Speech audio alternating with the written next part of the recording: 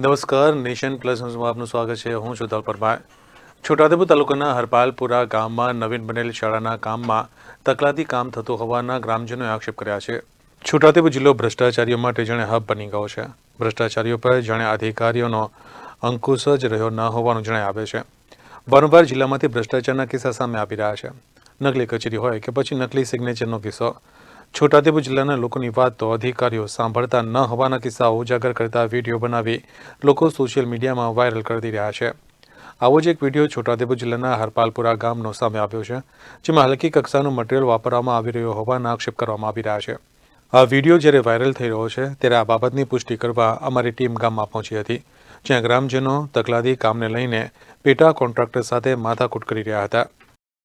કારણ એ શું છે, અમારા બાળકો અને અમારા બાળકી લોકો અહીંયા આ સ્કૂલની અંદર ભણવાના છે. ગમે તારે આવું ગમે તે કામ કરી જાય, ગમે તે છોકરાને, અમારા પબ્લિકને, અમારા છોકરા પરિવારને નુકસાન થાય, ગમે તે ઉપરથી પડી જાય, કંઈ બી નુકસાન ના પાયાની મુદ્દાની વાત છે. ઉપર તમે ગમે એટલા હોય, પાયાની મુદ્દાની વાત છે ને. તમે કાચો રહી જાય છે. ગમે તે અમારા બાળકો અહીંયા ગામથી નાના મોટા છોકરાઓ અહીંયા સ્કૂલની અંદર ગર્લ્સ હોસ્ટેલ છે, તો અહીંયા બધા આવ્યા કરે છે.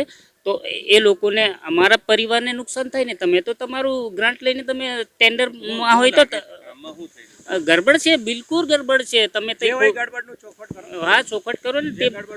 તે બાજુ ખોદીને જુઓ, બરાબર છે. તે બાજુ ખાલી કરો, કોદાળું મારો. કોઈ અધિકારી નથી આવતા, કોશું નથી. આગળ મારે ખરાબ બોલવાની જરૂર નથી.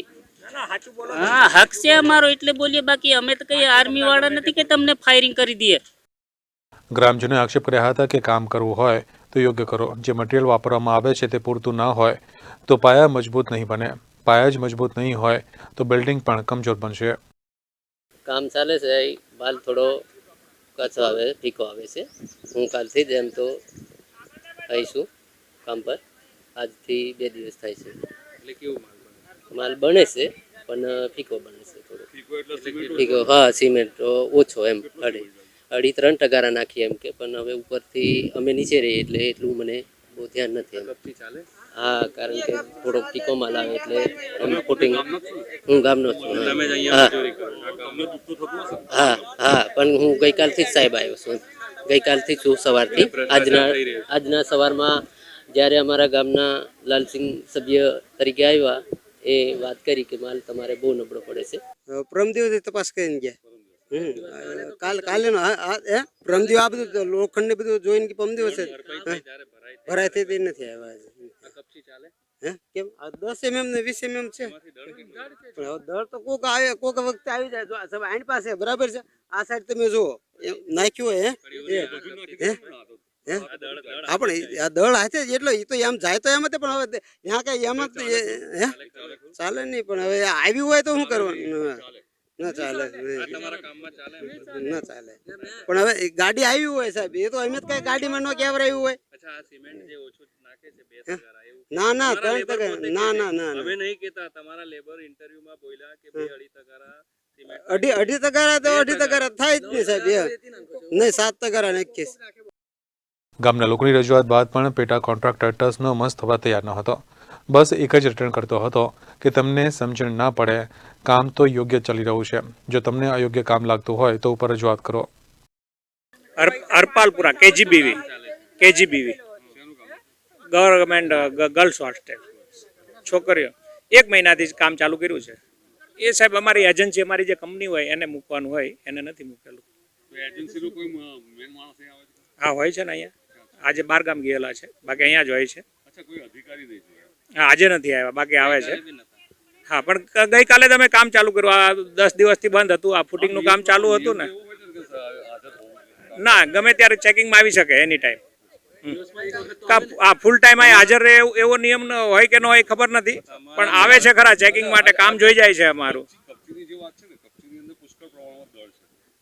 એ સાહેબ જે નીચેનો ભાગ આવ્યો હોય ને એ, બાકી ઓલી ગાડી જોઈ લો, આ બાજુની જોઈ લો.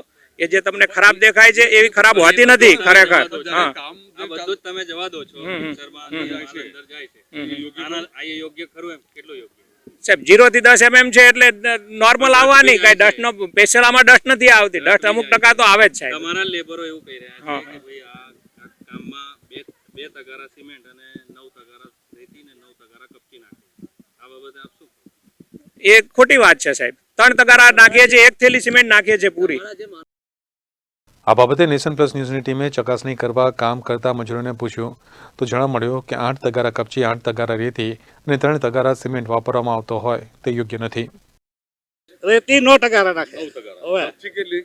એ 100 નાખે કે 6 તગારા. નાખે કે હાથ લાગે મને તો ખ્યાલ નહીં. મેં રોકડીઓ મજૂરો કહેવાય. સિમેન્ટ સિમેન્ટ 2 ટકા 3 ટકા નાખતલા 2 તગારા. પણ અડધા થતા બરાબર ને. તો માલ કેવું બને એમાં? એમ સેટ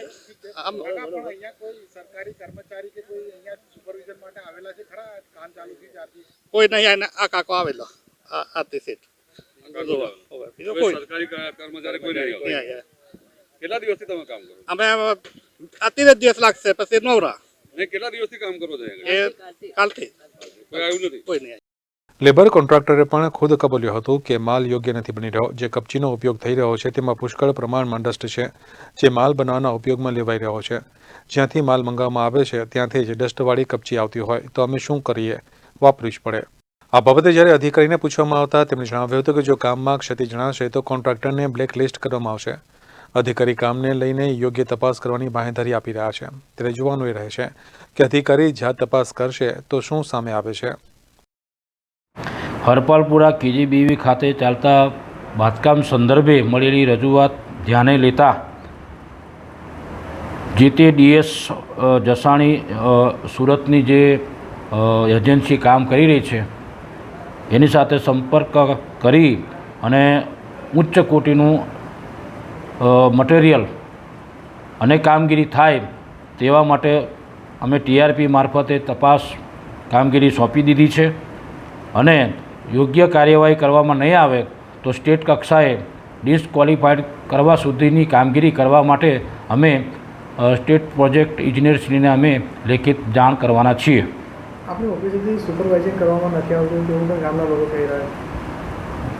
અમારા દરેક તાલુકાની અંદર TRPની નિમણૂક થઈ ગયેલી છે. એ TRP દ્વારા સતત મોનિટરિંગ કરવામાં આવે છે અને TRP દ્વારા અમને તપાસ અહેવાલ જે પ્રકારનો આવશે એ મુજબ એની કાર્યવાહી કરવા માટે બંધાયેલા છે. TRP જે ગઈકાલે પણ આજે બે દિવસ નથી ગયા છે.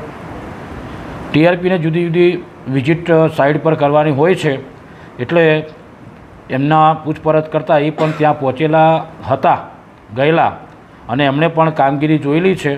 છતાં પણ આ કામગીરીમાં જેવું આપણને ખામી જણાશે તો એ TRP માટે અમે TRPને પણ ત્યાં રૂબરૂ ચકાસણી માટે મોકલી અને કામગીરીની સમીક્ષા કરી એની સામે યોગ્ય કાર્યવાહી કરવા સુધીની કામગીરી કરવામાં આવશે. Rehan Patel, nation plus news, Chhota Udepur.